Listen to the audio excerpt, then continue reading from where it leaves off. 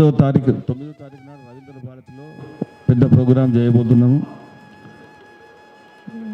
ఆవు మీద ధ్వజ, ఆవును రక్షించేది గోమాత, రాష్ట్రమాత. ఆ పద్ధతిలో మన శంకరాచార్య గారు, జ్యోతిష్మఠ్ శంకరాచార్య గారు, అవిముక్తేశ్వరానంద స్వామి సరస్వతీజీ మొత్తం దేశ యాత్ర అంతా చేయబోతున్నారు. 22వ తారీఖు సెప్టెంబర్లో, రేపు 22 సెప్టెంబర్లో మొదలుపెట్టి రామ్ మందిర్ దగ్గర, అయోధ్య రామ్ మందిర్ నుంచి 33 state Capitals, first Shankaracharya in the country, Delhi ఒక స్టేట్ క్యాపిటల్. ఆ ప్రకారం మొత్తం తిరిగి మళ్ళీ మన దేశం కొరకు, మన గౌ కొరకు మొత్తం అంతా దేశయాత్ర చేయబోతున్నారు. ఆ పాత్రలో భాగంగానే దాన్ని ముందు ఆయన గురూజీ వచ్చి మనందరికీ సందేశం ఇవ్వబోతున్నారు.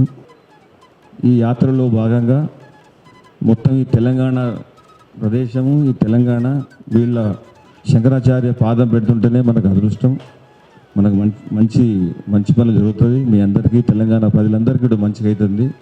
మన మంచి పనుల్లో మేమందరం భాగం కావాలనుకున్నాము.